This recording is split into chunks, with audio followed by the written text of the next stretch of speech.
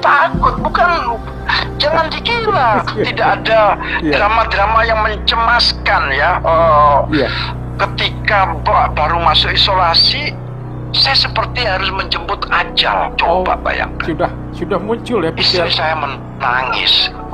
Iya, saya sudah pasrah. Waktu saya harus masuk ke ruang isolasi di rumah sakit itu, saya sadar bahwa ini bukan mimpi. Ini realitas bahwa kematian sudah dekat. Coba, saya menghukum diri bahwa saya adalah pencipta kematian. Padahal kematian itu bukan urusan kita.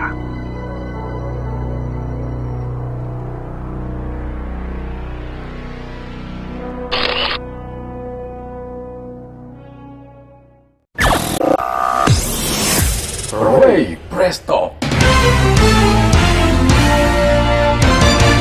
Ray Presto. Let's care and share. Bersama saya, Ria Ruman.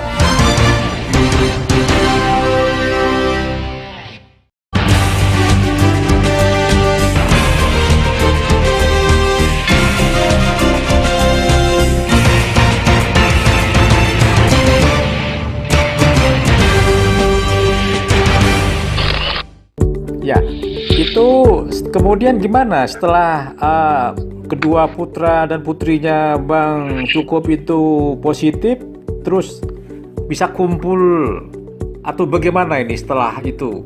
Di satu tempat atau bagaimana itu? Baik, agak tidak berurutan saya ceritakan. Tetapi artinya gini, saya juga takjub dengan pengumuman ini. Anak perempuan saya lebih dulu diumumkan positif dibanding gambaran anak saya yang laki yang intens menjaga saya. Mungkin karena tubuhnya masih kuat, jadi dia ibarat kesebelasan itu diserang terus.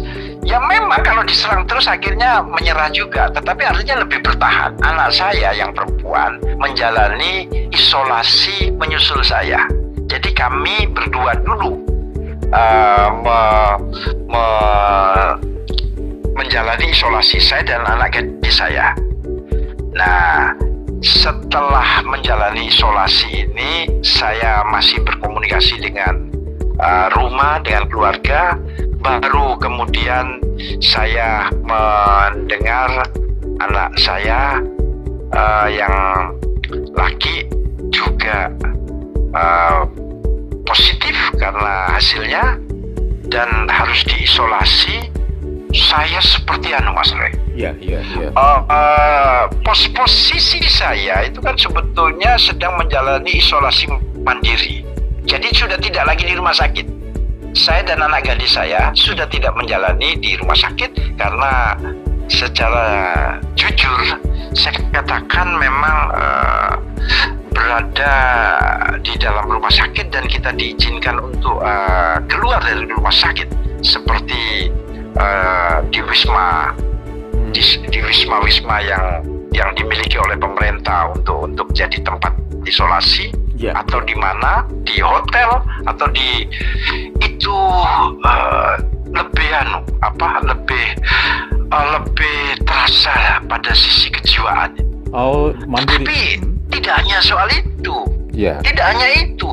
Ketika saya dipindah dari rumah sakit atau karena saya sudah menjalani satu fase kontrol dokter, saya tiba-tiba merasakan aroma sambal.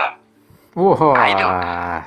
Setelah pindah isolasi ini, saya merasakan aroma sambal dan saya teriak senang sekali. Pertama kali saya makan. Itu sambal apa ya? Itu aromanya yang bikin abang. Sambal yang disediakan, sambal. Salah satu ini hotel yang saya jadi tempat isolasi kami, itu menunya selalu dengan sambal. Saya tidak tahu apakah ini juga penting meskipun saya tidak tanyakan ke hotel ini. Apakah memang sambal ini untuk menjadi pemancing rasa? Pemantik ya? Pemantiknya ya. Jadi saya rasakan, saya mencium sambal. Jadi nafsu makan saya penuh. Tubuh yang tadinya kurus ini seperti mengembang itu, seperti adonan roti mengembang lagi saya. Sudah mulai menemukan ini ya suasana artinya sudah mulai pelan-pelan pulih gitu ya Bang ya. Pulih, pelan-pelan pulih. Nah, pulih ini tentu ingin juga saya sisipkan hal-hal yang saya lakukan karena di luar kesakitan yang saya ceritakan.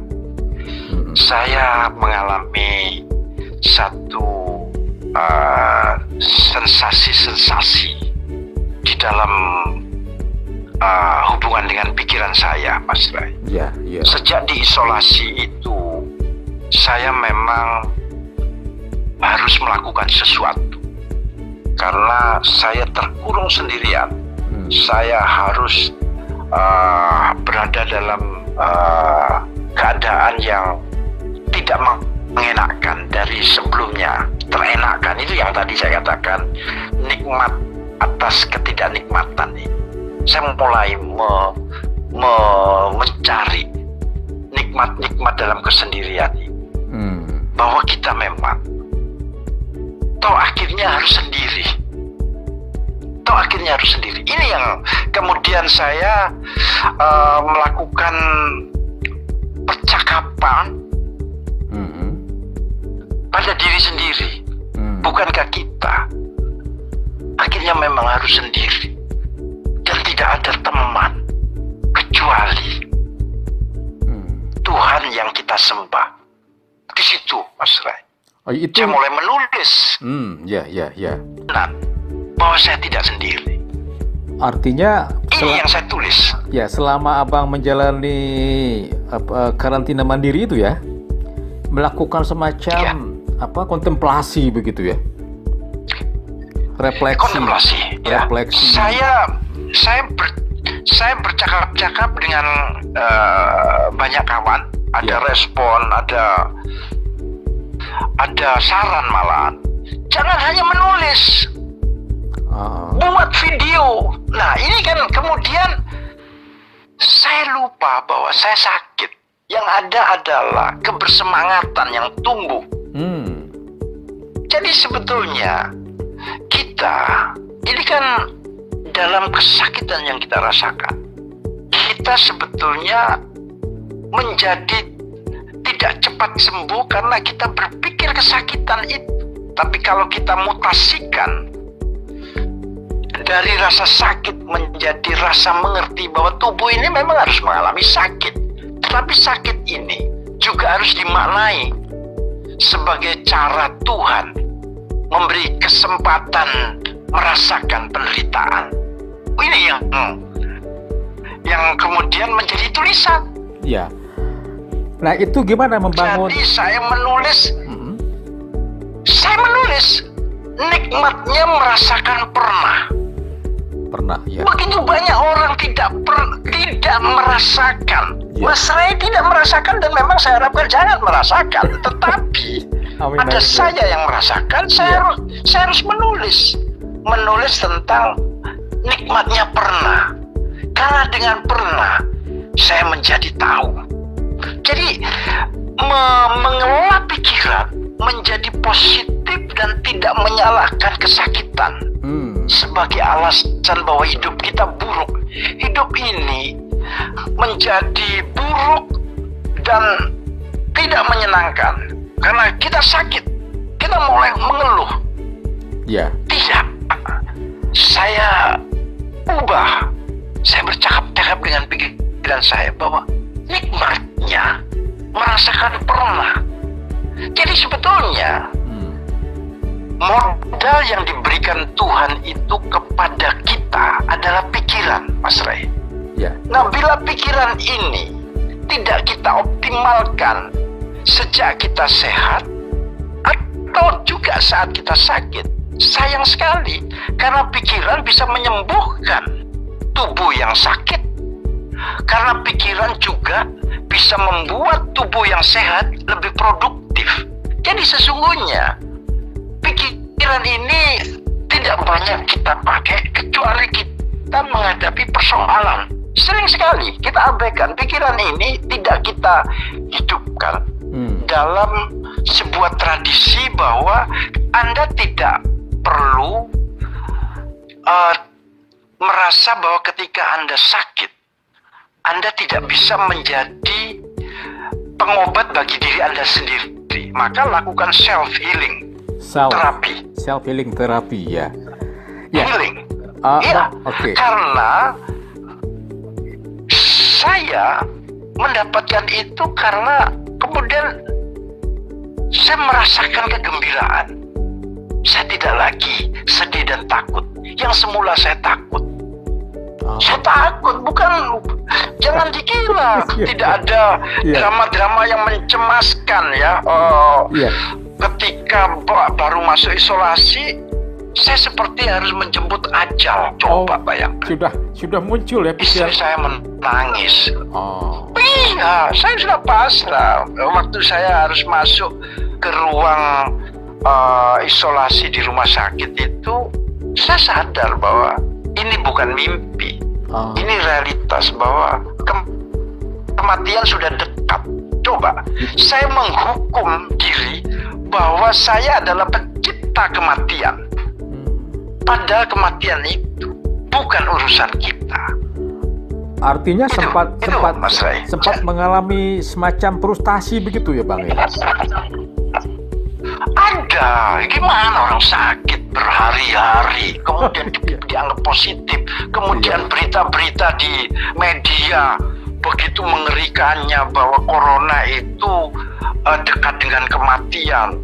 Suara ambulan di rumah sakit itu kan, ambulan yang lalu-lalang kan juga terdengar. Aduh, jadi gimana? Jadi kalau banyak pasien kemudian mengalami frustasi, itu bisa jadi. Tetapi menurut saya tidak juga ya, karena gejala yang dialami oleh para penderita COVID-19 yang mengalami positif, yang disebut positif, tentu tidak sama. Ada yang tubuhnya tampak sehat, yang seperti yang tadi saya katakan. OTG ini banyak berkeliaran, banyak di kantor-kantor, banyak di pusat perbelanjaan, banyak OTG yang tidak tahu dirinya bahwa ada corona. Dia bisa hilang karena tubuh ini memproduksi kesanggupan. Jadi ada orang yang memang mengabaikan, dan dalam ketidakcemasannya itu kan membantu untuk membuat tubuhnya memiliki imunitas yang lebih baik. Tapi begitu diberitahu, nah ini Mas Rai. Begitu diberitahu, orang itu cemas. Pilihannya menjadi sama-sama sulit. Kalau tubuh sehat, kenapa harus diswab? Itu kan begitu. Kalau tubuh sehat, kenapa harus diswab? Karena begitu diswab, Anda diisolasi, drop sudah. Tetapi kalau tubuh sakit seperti saya, kan tidak bisa mengelak. Tubuh sakit seperti saya memang harus menjalani, karena memang saya sakit. Maka bagaimana dengan tubuh yang tidak sakit? Apakah swab ini menjadi solusi yang lebih baik, ataukah membiarkan orang dengan kealamiannya tidak merasakan kecemasan? Tetapi kewajiban dari pemerintah, kewajiban dari otoritas-otoritas untuk menjelaskan cara yang bisa mengantisipasi secara mandiri. Itu jauh lebih baik bagi orang-orang yang OTG, karena OTG ini berpotensi untuk ada corona di dalam tubuhnya. Baik, Bang. Apakah menunggu? Saya tadi ingin cerita sedikit bagaimana Abang membangun semangat dengan putrinya yang juga sama-sama menjalani isolasi mandiri itu, saling menguatkan, itu gimana itu? Seperti yang tadi saya sampaikan, bahwa saya pada anak saya, pada keluarga saya, tulisan-tulisan yang saya buat itu saya sampaikan ke mereka. itu memang memiliki pengaruh yang tidak remeh. Saya juga bagi ke kawan-kawan yang ternyata adalah para pasien COVID-19. Mereka senang karena di situ saya katakan sebagai orang yang mengalami kesakitan yang disebut karena corona, saya katakan corona itu jangan dicemaskan, jangan takut pada corona. Jangan takut pada corona itu karena memang corona itu ini masa pandemik, dia berpotensi ada. Jadi kalau kita takut, kita akan mengalami kesulitan kejiwaan oleh ketakutan kita itu. Itu lebih berbahaya.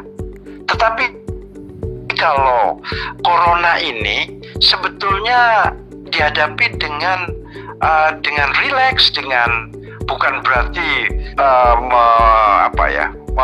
menantang corona dengan tubuh kita seperti banyak kawan yang tubuhnya sehat kemudian tidak ada corona. Tidak, corona itu ada. Tapi corona itu menimbulkan satu kesakitan yang kita bisa mengatasi, dan terbukti saya juga mungkin sampai hari ini kan memang belum ditemukan, belum beredar vaksin corona itu. Dan apa yang saya minum, vitamin, apa yang saya terima dari dokter ya memang obat yang disebut antivirus, tapi begitu saya browsing yaitu sebetulnya obat-obat yang memang yang disebut antivirus itu obat flu ya. Saya juga melakukan konfirmasi dengan bacaan-bacaan yang ya saya cari konfirmasi atas merek obat itu, sehingga saya tahu bahwa ini sebetulnya juga obat lama sebelum ada corona. Tetapi obat ini memang efektif, bisa membantu karena memang virus ini hanya bisa dilawan dengan satu keadaan tubuh ini memang sehat, dan di luar tubuh ini harus terus ditingkatkan imunitasnya. Yang bisa meningkatkan imunitasnya selain vitamin dari dokter adalah pikiran, Mas Rey. Pikiran inilah yang kemudian bagaimana mengelola pikiran. Maka yang saya lakukan selama proses isolasi ini, saya banyak menyampaikan bahwa di dalam pikiran manusia, khususnya yang sedang saya hadapi, saya alami, saya harus tidak mencari kekurangan dari apa yang sedang saya alami. Misalnya kekurangan dari perawat yang tidak menyenangkan. Tidak, saya tidak memunculkan itu dalam pikiran saya. Tapi saya tidak kemudian mengeluh atas ruangan yang tidak menyenangkan. Tidak, bahwa saya harus mengambil keputusan, mengusulkan apakah bisa saya pindah dari isolasi rumah sakit ke tempat itu. Sebetulnya pikiran sedang saya ajak untuk berkompromi bahwa memilih tempat yang kita yakini bisa membuat kita lebih nyaman itu bagian dari ikhtiar. Maka pikiran ini kan memproduksi ikhtiar yang memang harus kita lakukan. Di antara pikiran-pikiran ini adalah ikhtiar menulis, ikhtiar membuat video ringan dari HP ini. Saya mempercakapkan, saya mengabarkan, saya melihat hasil dari video yang simple ini mulai dinikmati oleh kawan, keluarga, dan ada respon. Percakapan inilah yang kemudian membantu kita untuk tidak lagi berkutat dengan corona. Itu, Mas Ray. Ya, saya ingin mungkin Bang cukup cerita nih dengan putrinya yang juga positif atau yang paling sulung itu secara fisik ada nggak sesuatu yang mungkin khas seperti abang kan tidak merasakan Ya. aroma atau ada kemiripan gitu gejalanya? Putra, ya, di dua anak saya ini ada perbedaan. Nah, Yang laki yang lebih terakhir dinyatakan positif ini sama gejalanya, demam yang sangat, batuk, ya, demam batuk, dan hambar rasa. Si yang laki, si Pandu. Kalau yang perempuan itu tidak disertai oleh demam, tapi batuknya sangat keras. Nah, batuk sangat keras ini, apakah ada batuk corona? Tidak, batuk ya batuk. Tapi memang ada masalah di dadanya, di paru-parunya. Nah, anak saya yang perempuan itu yang menjadi khas dalam bagian-bagian yang dikatakan corona, diantaranya batuk dan berpersoalan dengan paru-paru. Nah, anak saya juga ditengarai itu, sehingga dia perlu lagi ketika kami menjalani isolasi di hotel, dia harus kembali isolasi di rumah sakit karena ditengarai ada persoalan di paru-parunya. Itu loh Mas Ray. Jadi memang berbeda gejalanya, tetapi ada ciri-ciri yang mempertemukan batuk sama demam mungkin tidak, tapi atau tidak batuk demamnya sama. Jadi memang ada titik yang secara objektif itu memang sama. Kira-kira itu Mas Ray. Tetapi yang ingin kami sampaikan bahwa di keluarga ini saya katakan anak-anak saya bukan OTG karena mereka langsung mengindikasikan ada kesakitan dalam tubuhnya yang kemudian itu membuat dokter harus memeriksa. Oleh karena mereka dalam lingkaran saya yang positif, mereka harus diswab. Maka putri saya yang tidak disertai demam pun kemudian terpantau, terkonfirmasi ada COVID-19 dalam tubuhnya. Itu Mas Ray. Ray Presto. Ray Presto. Let's care and share. Bersama saya, Ria Ruman.